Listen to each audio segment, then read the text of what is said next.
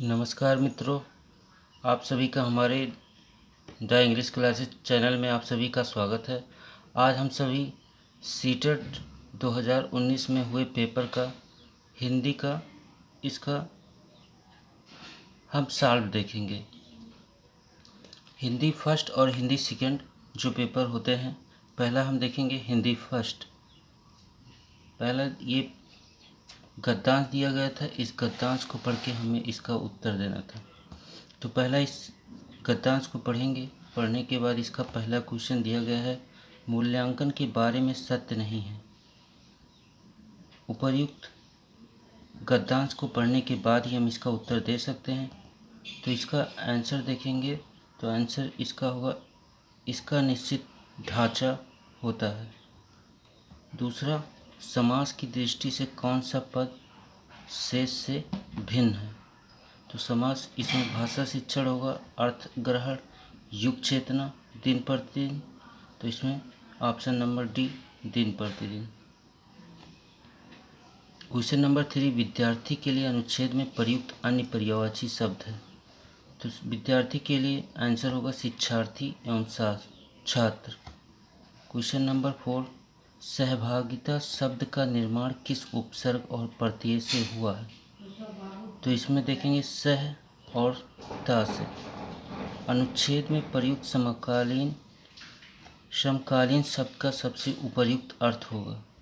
तो इसमें होगा समसामयिक। नेक्स्ट क्वेश्चन देखते हैं, कौन सा कथन आज के शिक्षक की भूमिका के बारे में सत्य नहीं है। तो ये सारे आंसर हम गद्यांश को पढ़ने के बाद ही दे सकते हैं, लेकिन यहाँ आंसर देखेंगे। आंसर नंबर फर्स्ट होगा, परंपरागत शिक्षण विधियों को छोड़ा नहीं जा सकता है। क्वेश्चन नंबर 7, शिक्षक के किस प्रकार की बाधाएं दूर करने की अपेक्षा की गई है। अर्थात शिक्षक से किस प्रकार की बाधाएं दूर करने की अपेक्षा की गई है। तो आंसर नंबर बी होगा, पाठ के भीतर से उभरने वाली। क्वेश्चन नंबर 8 देखेंगे, आधुनिक कविता में महत्वपूर्ण है। आधुनिक कविता में लय और प्रवाह बेहद महत्वपूर्ण है। क्वेश्चन नंबर 9, कहानी के द्वारा लेखन विद्यार्थियों में कल्पनाशीलता और अभिव्यक्ति की कुशलता बढ़ाने के लिए महत्वपूर्ण गतिविधि हो सकती है। आंसर नंबर बी हो जाएगा इसमें निहित कथा सूत्रों का पल्लवन। इस प्रकार से क्वेश्चन नंबर 1 से 9 तक हमको आंसर देना था उपर्युक्त गद्यांश को पढ़कर। इसके बाद क्वेश्चन नंबर 10 से 15 हमको एक काव्यांश दिया गया है और इस काव्यांश को पढ़ के इसका आंसर देना होगा। इसमें देखते हैं, अंधकार से के सिमट कर बैठे होने का कारण है। तो इसका आंसर नंबर बी हो जाएगा, अभी सूर्यास्त नहीं हुआ है। क्वेश्चन नंबर 11, अचानक तुरंत फुरत घटनाएं होने का कारण है। आंसर नंबर डी हो जाएगा, सुनते हो की आवाज़। क्वेश्चन नंबर 12 देखेंगे, सिमटा बैठा है भेड़ों के गले सा। किस वाक्य में सभी शब्द गल्ला के समानार्थी हैं।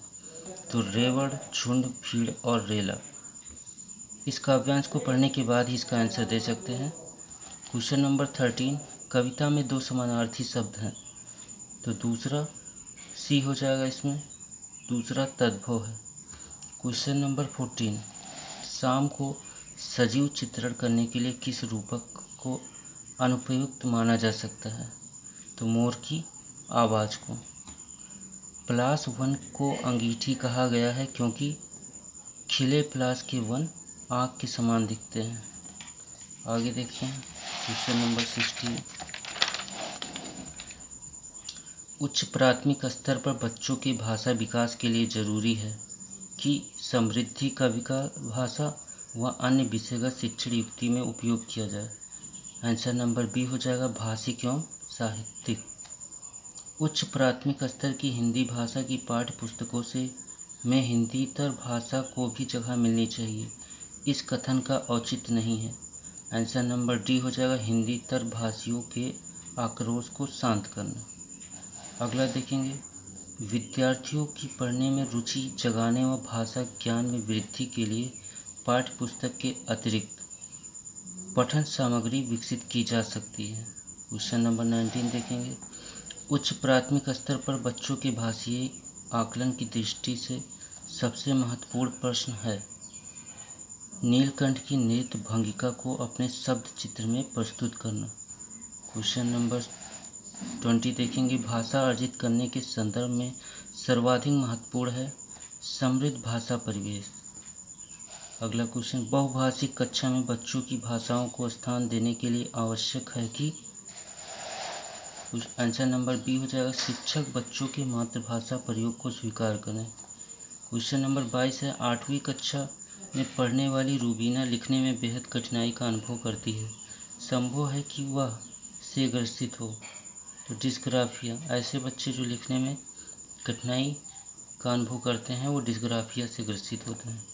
क्वेश्चन नंबर 23, हिंदी भाषा के विविध रूपों से परिचित कराने में सर्वाधिक सहायक है हिंदी भाषा का साहित्य व अन्य मुद्रित सामग्री।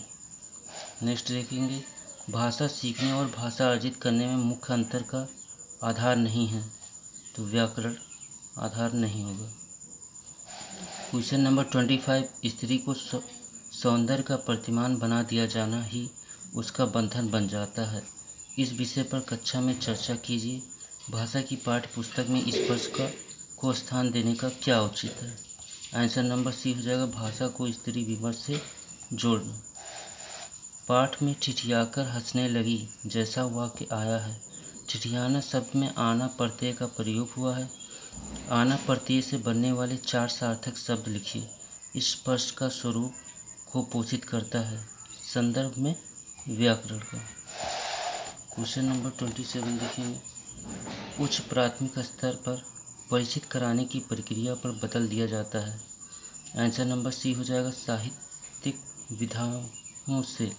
उच्च प्राथमिक स्तर पर व्याकरण सिखाने की किस विधि को आप सर्वाधिक महत्वपूर्ण एवं उपयोगी पाते हैं। आंसर नंबर डी हो जाएगा आगमन विधि।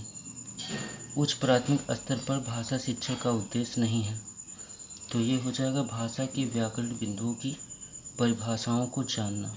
क्वेश्चन नंबर 30 लास्ट देखेंगे, भाषा की नियमबद्ध प्रकृति को पहचानना और उसका विश्लेषण करना उच्च प्राथमिक स्तर पर भाषा शिक्षण का उद्देश्य है।